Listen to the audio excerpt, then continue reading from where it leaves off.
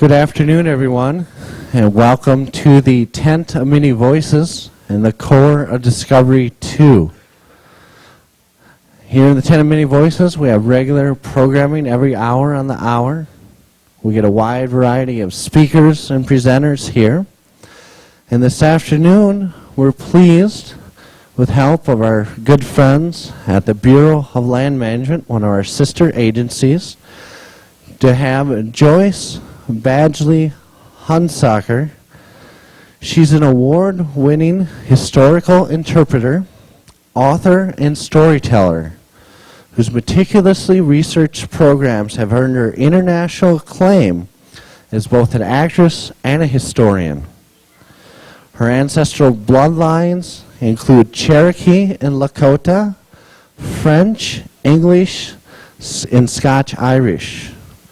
Her program today, Sacagawea Speaks, is premised on the assumption that Sacagawea was a Shoshone tribal member.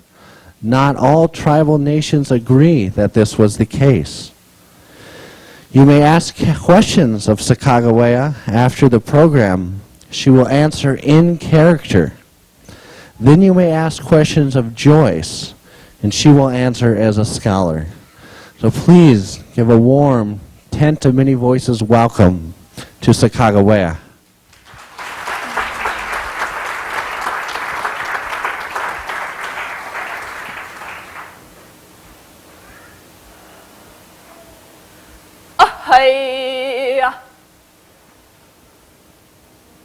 Some say my name is Sacagawea. Others say Sacagawea, or Sacagawea, or Sacagawea. My own husband rarely called me the same thing twice. Usually he just said, "You, woman," or "squaw." When Lewis and Clark came, they called me the same things as my husband had, but they added Janie, for it was easy for their white tongues to say. And when they named a river for me, they called it Bird Woman's River, for it was their understanding this was the meaning of my name. But once my son was born, amongst my birth clan, I became a new name, the mother of pomp. And that is how I have thought of myself ever since. I was not born among those that Lewis and Clark called Minatari, where they found me. I was born instead amongst Nema, the people, the Agaidika people, the salmon eaters. This is the sign by which my people identified themselves. It's the tail of the salmon coming upstream to feed us. But those who did not understand this sign said, "Looks like the snake crawling along the ground." So they called us the Snake Indians. And later they called us Shoshone and Shoshone, the people of the waving grass from which we made our baskets. In the old days, there were many of us on the land. And every year we would go out beyond the beaver head, out beyond the mountains, onto the plains, and the men would hunt buffalo and elk and deer. It was when I had 11 snows at Buffalo Camp that my life changed. It was at a place where the three forks of the river come together. All of the able-bodied men were out hunting, and only old men were left in camp to look after the women and the children. I was old enough to help the women scrape the hides, old enough to have my own root-digging stick, old enough to be promised in marriage. And the cry went out. "Run," cried the old men, "run for your lives, run to the trees. It's our enemies from the plains. They're coming on their fast horses. We knew who they were. These were the ones that Lewis and Clark called Minitari, but they were Mandan. They were Hidatsa. And they had raided our camp for as long as there was memory. They came to take slaves. So we ran to the trees and we tried to hide, but we didn't hide good enough. I saw my people killed that day.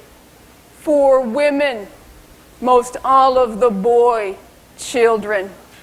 But the girls they took to be slaves. They found me and they took me as a slave. This is how it came to be that I lived among the Mandan and Hidatsa. I lived there as their slave at the great village called Awatiksa on the river called Missouri.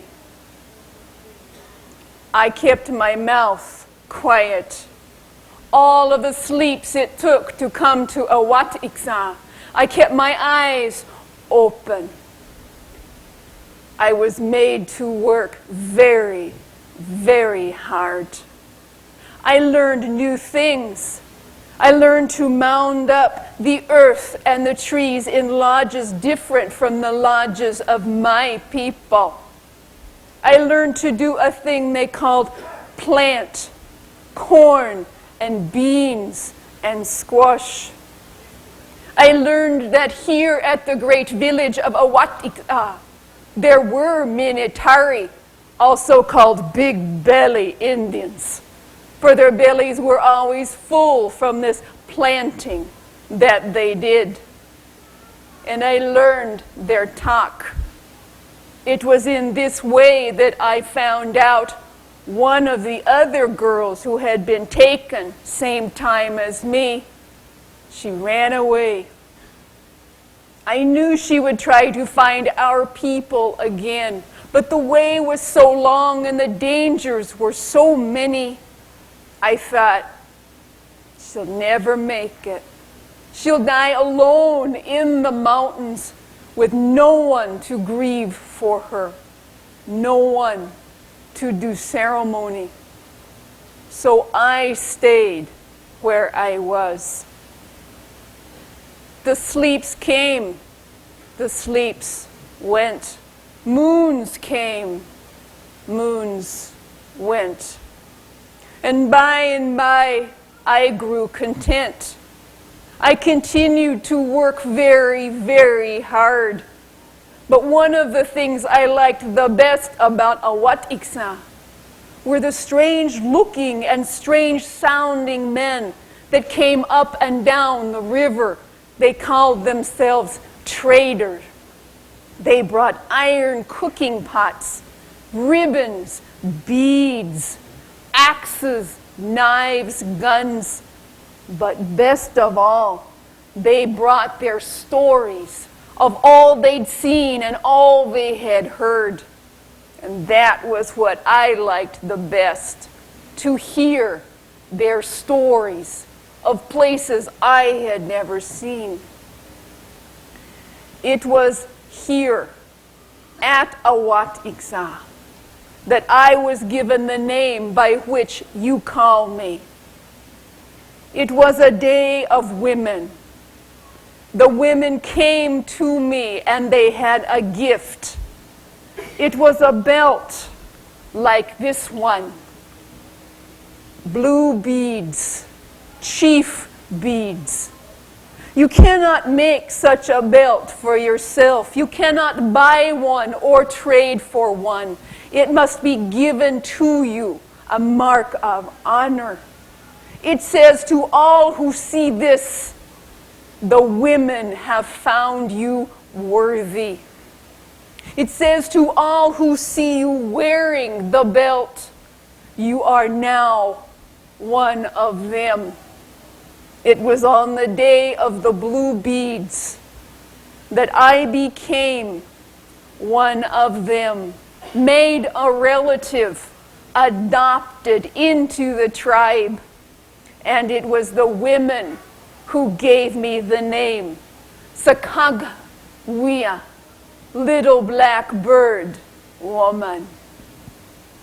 It was hoped that now I was one of them, I would marry inside the tribe, for then my husband would be honor-bound to provide meat not only for me, his wife, but for all of my new relatives.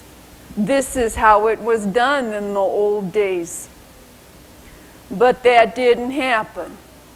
Instead, I became the wife, the woman of Toussaint Charbonneau, a mixed blood from the second village. How did this happen? Some say it was a bet, and I was the prize. Some say he bought me. Some say he just took me. Doesn't matter how it happened. I had no say. I was barely 14 snows, and he was almost 50 when I became Toussaint Charbonneau's snake wife. It was said of him he was always marrying somebody. So I shouldn't have been surprised when I went with him to the second village. I entered into the lodge, and there I met another one of his wives. Her name was Otter Woman, and she was also of the snake tribe. And I was thinking how good it would be to speak the talk of my birth people again. But Charbonneau, my husband, said no. He did not understand the language of the snakes. He didn't know what Otter Woman and I might say to one another behind his back. In this lodge, said my new husband, there will be only Mandan or Hidatsa spoken, or a few words of French that I will teach you. This is all. So we kept our mouths quiet. But I marveled at how hard Otter Woman worked. I marveled that she already had a son by our husband. He stood this tall when I came, and his name was also Toussaint Charbonneau, just like his father. When Lewis and Clark came to Hidatsa, it was the time of the falling leaves. The smell of the warming fires was on the wind, and the geese were already in the air. They came into the village. They made their speeches, and they gave their gifts, and they smoked the pipe with the head men. Lights danced in the sky at night, which was taken for a great sign, so they decided to stay the winter. The first thing they did was to cut down trees and call them logs. Then they built what they called rooms. But these rooms were not round as a lodge should be. They weren't round as a village should be. These rooms they made in a straight line, touching one another, until there were 3 such lines. They called it Fort Mandan. And then they built a wall around Fort Mandan with a gate in front that locked us out and them in. We wondered what was so important inside Fort Mandan. They had to keep it up, locked all the time. My husband said he had seen a great black dog almost as big as a bear. He said he'd seen a great black man almost as tall as a tree. He said this black man's name was York, and he was the slave of the red-haired Chief Clark. But when I heard this, I knew it was a lie. No tribe I knew took men as slaves. Men they kill as befitting warriors.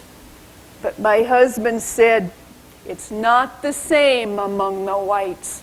Some men own other men. He said this York had been in the council of the head men, and one of the chiefs had tried to rub this man's color off of his body.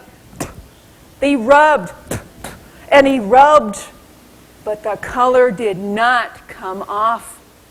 They felt his hair and said, this feels like the hair of buffalo. This is a different animal than the white man. This man is big medicine. And thereafter, all the people wanted to stand by this great black man, York, wanted to touch his color and rub his color on them so that they too would share in his medicine. My husband said Lewis and Clark wanted to find a riverway to where the sun goes down. He said they would pay white man's money for those who would speak the talk for them and show them the way. My husband liked the white man's money, and he began to visit Fort Mandan every day to speak French to one who spoke French there. One afternoon, late, he entered the lodge of Otter Woman, and his chest was all puffed out. It came in before the rest of him. He said, you, pointing to Otter Woman, make me more shirts. You, he pointed to me, make me moccasins. I, Charbonneau, am going with Lewis and Clark in the spring. We'll be gone a long time. Otter and Woman and I put our eyes down and started working. But my husband wasn't finished speaking. First to Otter Woman. Tell me about your birth people, the snakes, he said. Do they have horses that they might trade to the whites for going through the mountains? Otter Woman had not seen her people for so many years. She felt she couldn't answer, so she kept her eyes down. Then he asked me the same thing. What of your people, he said. I have heard they have horses. Will they trade those horses to the whites? I couldn't answer. Surely my husband knew that only men did the trading of horses, not women. But Charbonneau would not be quiet. He knew my people had horses. So he asked me, can you remember the words of your people? Can you speak these words? I had not been allowed to speak these words all the time I had been with my husband. But yes, I did remember. Then you will come with me, cried Charbonneau. The words will be said first by Lewis or Clark in English, by somebody else in French. I, Charbonneau, will say the words to you in Mandan or Hidatsa. Then you will say the words in the language of the salmon eaters. I did not want to go. I was big and slow and awkward with child. I did not know when my baby would come. I wanted to stay here, but my husband would hear none of it. A woman carrying a baby, it's a good sign, a sign this is a peace party everybody knows. Gather your things, he told me. We're moving inside the fort. What about Otter Woman? What about their son, Toussaint Charbonneau? I knew because they had not been named, they would be left behind. I did what my husband told me to do. I gathered our things, and the gates closed behind us at the fort. When my son decided to be born, it was the middle of the night. There was no woman inside the fort to help me. And the pain lasted so long. For so many hours, I thought I might not live to see morning if it went any longer. Somebody finally sent for Lewis. He and Clark had been making medicine in the village all through the winter. Maybe there was something in his pills or his powders for me. But when he looked, he said, "No, not for childbirth. This is an army expedition. I didn't figure the men would be giving birth to no babies." But the interpreter, Toussaint, whose wife was a Mandan, he said, "I know what will make this baby come. The rattle of a snake will make the baby come." I could see by the face of Lewis he didn't think so. But he had such a rattle. And Toussaint told him, "Break it into pieces in a cup and pour the water in. Then make her drink." And that's just what he did. And within minutes, my son was born. "His name will be Jean-Baptiste Charbonneau," cried my husband, "after my father." I kept my mouth quiet, but I thought, my son will have one name and one name only. Pomp means firstborn in the language of my birth people. I began to make a cradle board of willows for Pomp just as soon as I could, for I knew when the river flowed free of ice, it would be time to leave. And it happened only 55 sleeps after my son was born. The long canoes, the boats of Lewis and Clark were all loaded down in the river with books, instruments, papers, all manner of boxes and bundles. There was barely any room for me to sit with Pomp in the cradle board on my back, so sometimes I took him out and I held him against me in a sling made of skins, just as women have done since the beginning of time. The great black dog of Lewis ran up and down the riverbank, sometimes barking, sometimes jumping in, sometimes trying to get inside the boat. And all the men were anxious to leave the village to the places they had never seen before. We left the village behind, and every man was given his turn at steering the boat, even Charbonneau, who could not swim. It was he who was steering when a great wind came up against the sail and almost tipped us over. My brave husband raised both arms to his God. Mon Dieu, save me, Charbonneau. He was out of his mind with his own concerns until the fiddle man Cruzat took a pistol from his pants and pointed it at my husband. He said, "Regain your senses or lose your head altogether." And Charbonneau regained his senses. Two of the other men bailed the water out with kettles, while 3 remaining rowed us to the shore.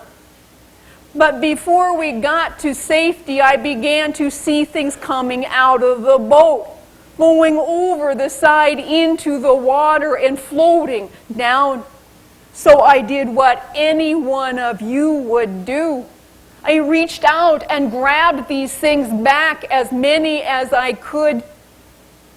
And at last, when we were safe on dry land, the journals were pulled out, and the lists were looked at, and things were counted. Very little had been lost. The days came, the days went, and weeks and moons, all the same. We would stop with the tribes as we would meet them, and Lewis and Clark would make the same speeches. They would give the same gifts. They would smoke the pipe of peace. And they gave medals to those they called chief. These medals had the face of Great Father Jefferson on one side. They said to the people, Great Father Jefferson can see your face right now. He can see into your heart and know if you want peace or if you want war. Great Father Jefferson wants peace for his yellow children. That's what they called us, yellow children. On the backs of the medals shows hands clasping one another. They told us hands clasped in friendship cannot be raised against one another in war. And they gave so many of these out that finally there were no more. And they reached inside their pants and brought out coins from Great Father George Washington's time. And they gave these out as medals then. They traded for beaver skin, for parfleche, for shields, for beads, for moccasins. They said, these we will send back to the Great Father Jefferson. But the way grew long, the way grew steep, and the water in the rivers grew less and less. The rocks grew more and more. And holes had to be dug in the earth so that the white men could put their supplies and make the boats lighter.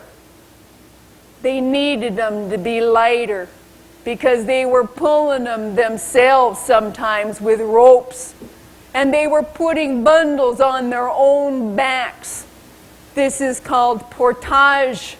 That's what my husband said, picking up things out of the boats and carrying them on your back. It was the time of the long grass that I began to be sick. First it was the fever, and then the dullness and the aching of the body. And then they said, I walked with spirits. They said my heart would race and then slow, and race again and slow. They said my arms and legs were trembling like leaves before the wind. I do not remember this thing. What I do remember is Lewis bringing to me water.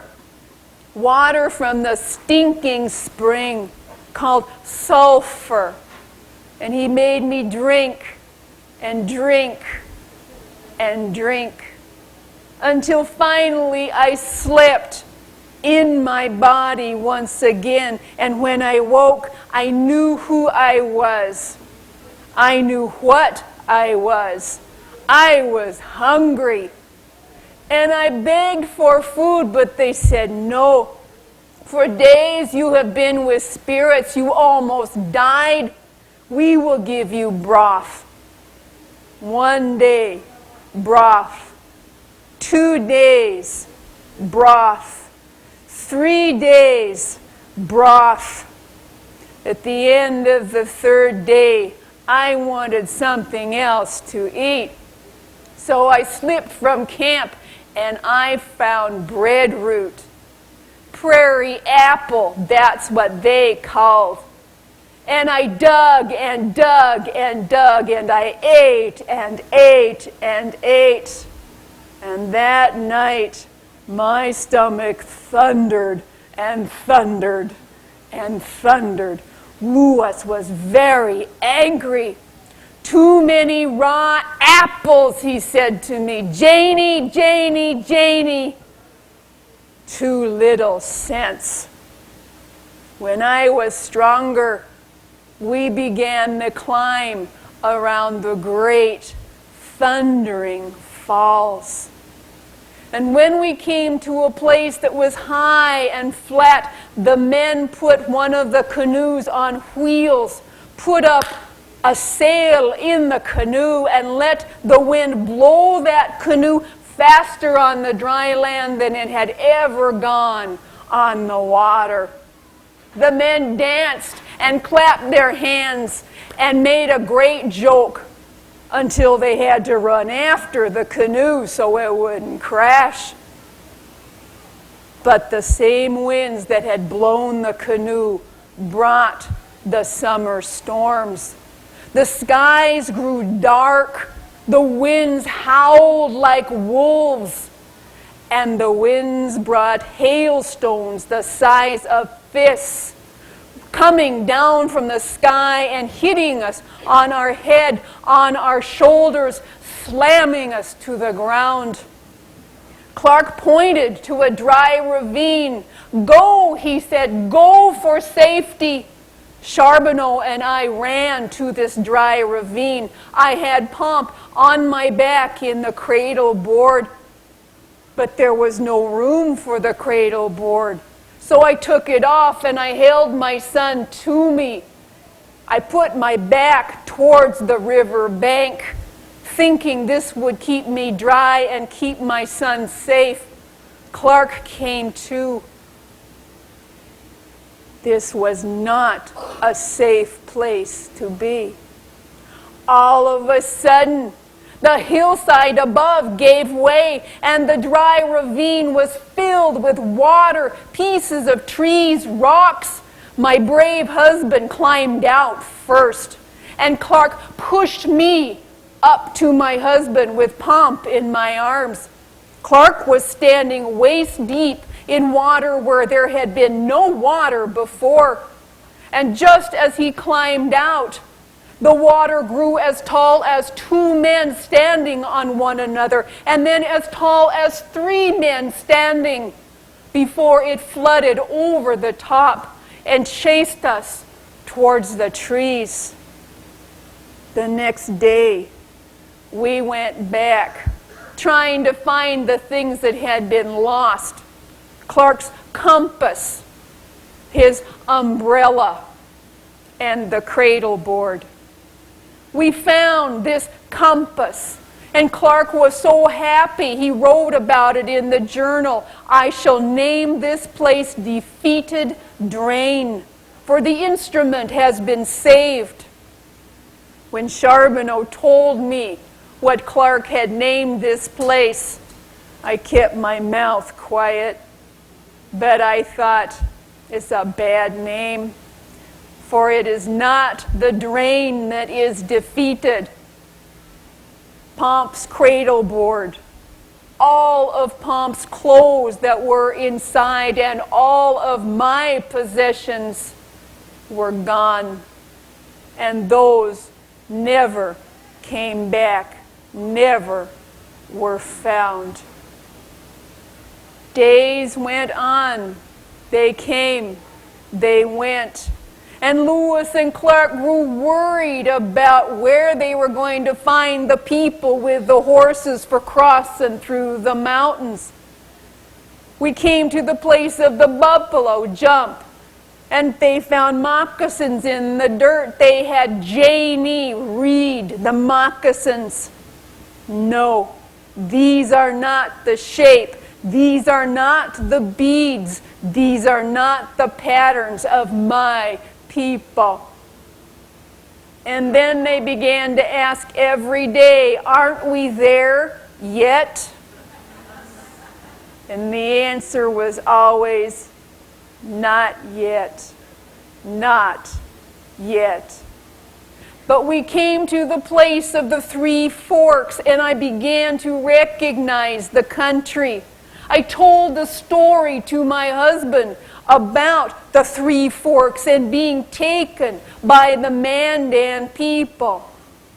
I told him, once we see the Beaverhead Hill, then we will find my birth people. And it happened in this way. We got to Beaverhead Hill. Lewis made a strange decision. He said, all of the men are tired. They're still bruised from the hailstones, the spikes from the plants that have gone through their moccasins. They need rest. So all of you stay right here in this camp. I'll take a few men forward with me, and I will find these people with the horses. When my husband told me of this plan, I thought, he doesn't know signs. He doesn't know the talk of the Hidatsa. How's he going to trade for horses? I should go. These are my people. But Lewis said no. He came to Charbonneau and said, ask Janie, what is the word amongst the Snake people for white man? There was no word for white man. But to say nothing would have shown disrespect, so I had to say something. I thought about this thing he had asked, and I finally came up with the word. Tell him, Taba Bun means stranger in the language of my people. And surely these men with their faces the color of ash, their stink of the great black dog upon them, they would be strangers to my people. I told him, paint the cheeks of the women red. It's a sign of peace that everybody knows just by looking. And then they were gone. It took 7 sleeps for us to catch up to them. But the morning, I could hear the dogs barking in the faraway camp. I could smell the warming fires. I could hear children. I knew this was the camp of my people. Nema, the people. I turned to tell Clark, but he did not know signs. He did not know the talk. So I did the only thing I could think of. I curled my fingers and sucked on them. I danced from foot to foot as a child does when a child is excited. I was trying to tell him, these are the people of my childhood. And he looked and he saw. First came the dogs sniffing and snarling and biting at our ankles.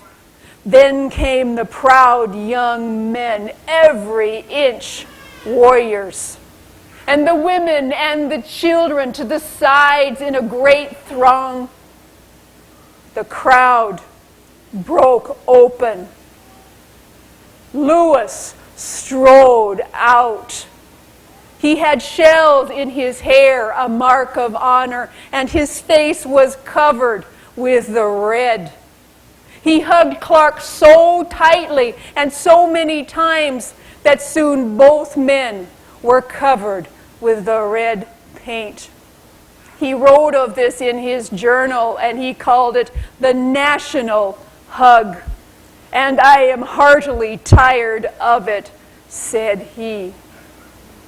I got the horses they needed for crossing the shining mountains. I reclaimed part of my family who was still alive. But this was the beginning of even more adventure. I tell you these things that they will be remembered and honored in the true way that they happened. Ahai! It is good that you remember. It is finished now.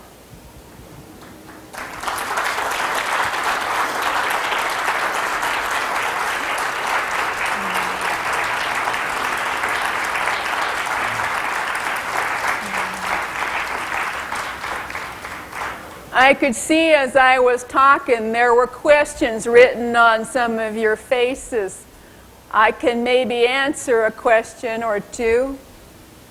Anybody have a question?